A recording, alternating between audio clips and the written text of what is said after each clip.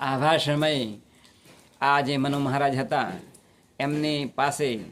એ બાણ હતું, એટલે બાણની પણસ ચડાવી અને કામઠું એમણે તૈયાર કર્યું તીર મારવા માટે. તેવા સમયે આ જે સિંહ હતો એ બોલ્યું કે તમારું જે આ તીર છે તે મને કંઈ જ કરી શકે નહીં, હું આજે આ ગાય માતાને ખાઈ જવાનો છું. ત્યારે પછી આ જે મનુ મહારાજ હતા એમણે કહ્યું સિંહને, હું હાથ જોડીને વિનંતી કરું છું કે તમારે જો માંસની જરૂર હોય, તમારે જો ખાવું હોય તો મને આખોને આખો ખાઈ જાઓ, પરંતુ તમે આ મારી ગાય માતા છે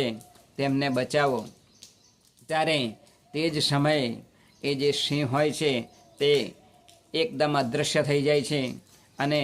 ગાય માતાએ આ મનુ મહારાજને કહ્યું કે આ મેં તમારી